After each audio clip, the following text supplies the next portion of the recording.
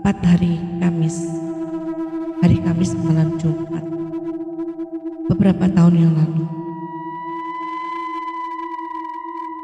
Hai, kembali lagi bersama aku Eva. Hari itu hari Kamis malam Jumat, beberapa tahun yang lalu, aku sekitar siang jam 2-an, aku berangkat ke bandara. Dan aku penerbangan ke Makassar, ke rumah tanteku. Karena aku lagi berantem dengan suami, aku berniat untuk melepas semua pikiran lelah dengan berangkat ke Ujung Pandang atau Makassar, rumah tanteku. Sesampainya di Makassar, ya nggak terjadi apa-apa. Di sana aku harus menunggu dijemput dengan saudara sepupu.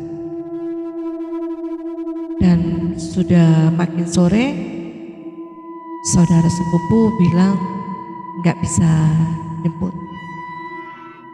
Akhirnya aku diarahin untuk naik angkot. Ketika aku naik angkot, tiba-tiba dan aku nggak tahu gimana caranya atau apa yang menyebabkan angkot itu terguling. Dan seketika ramai orang, aku berusaha untuk keluar dari angkot itu di antara banyak orang yang juga berusaha untuk keluar dari angkot itu. Setelah itu, aku telepon kembali ke sepupu aku untuk mengabarin. Dan ketika aku sudah Sherlock untuk dijemput, aku dijemput dengan sepupuku yang lain. Setelah sampai di rumah tante aku marah banget dan nasihatin aku. Dan tanteku tanya, kenapa berantem dengan suami sampai pergi sejauh ini, pergi ke luar pulau gitu.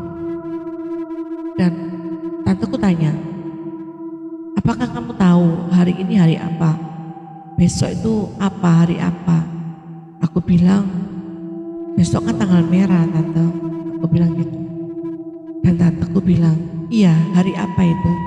Aku bilang aku gak tahu tante. Dan tanteku bilang, kalau aku bepergian di di malam 1 Suro. Dan aku gak terlalu mikirin yang gimana-gimana. Akhirnya tanteku menjelaskan bahwa dari dahulu di malam 1 Suro, kalau bisa itu gak bepergian jauh-jauh kecuali itu urgent, dan itu pun diusahakan tidak untuk pergi jauh-jauh. Dan tanteku bilang, melanjutkan kata-katanya, akhirnya terjadi seperti ini, seperti kecelakaan atau apa.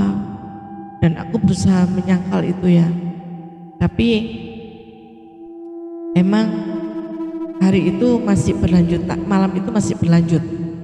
Aku dengan sepupuku keluar yang rumahnya tante dengan pantai itu nggak jauh ya. Kita ke pantai, pengen tahu aja gitu. Dan di sana nggak ada orang, sepi banget. Beda ya, mungkin kalau di Jawa masih ada ya sebagian pantai yang mungkin untuk doa atau ritual yang bagaimana masih ada. Tapi di sana keadaannya beda. Di sana itu pantai itu sepi banget. Dan aku berusaha turun sedikit gitu. Dan di sana aku menemukan batu-batu yang batu pantai ya, tapi bentuknya aku lihat tuh seperti love gitu. Dan aku bawa pulang. aku bawa pulang itu belum malam banget, masih jam 11 gitu ya. Akhirnya aku kembali ke rumah tante dengan sepupuku itu, dengan aku membawa batu-batu itu tadi, kan bentuknya lucu-lucu gitu. Tapi sesampainya di rumah tante, aku melihat sepupuku itu tiba-tiba dia seperti orang kesurupan dan dia bilang disuruh kembalikan. Akhirnya tante bingung, tante memanggil tetua di sana dan tetua di sana bilang, apa yang kamu ambil dari pantai? Aku tadinya diem aja, nggak cerita. Lalu sepupuku tetap seperti marah-marah dan omongan bahasa sana ya. Dan orang tadi tanya lagi ke aku, apa yang kamu bawa? Tanteku juga marah-marah, apa yang kamu bawa sebetulnya?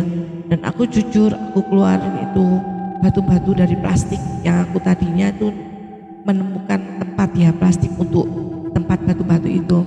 Setelah itu aku tunjukkan ke tante dan tanteku marah banget, kok berani-beraninya ngambil walaupun cuma batu. Dan kata orang ngerti itu, saat ini juga sebelum jam 12 malam lebih gitu ya, aku harus mengembalikan batu-batu itu ke tempat yang tadi. Dan aku diantar dengan orang itu bersama sepupuku tadi, aku kembalikan dan aku kan juga ketakutan. Akhirnya aku cuma lemparin gitu aja. Lalu aku berlari ke rumah tante dan sampai di sana sepupuku itu sudah baikan. Dan aku dimarahin banget sama tanteku. Sampai akhirnya aku merasa gak nyaman karena dimarahin terus. Besok paginya aku telepon suami minta maaf. Akhirnya aku pulang hari besoknya kan. Dan kata orang ngerti tadi mengingatkan bahwa di malam 1 Suro atau di sepanjang bulan Suro itu nggak baik untuk acara-acara pergi jauh kecuali urgent. Terus untuk acara pernikahan atau apapun itu aku dijelasin, dan dari sini aku jadi lebih ngerti. Jangan lupa ya like, subscribe, dan komen di bawah ini supaya kalian gak ketinggalan cerita-cerita aku. Bye bye.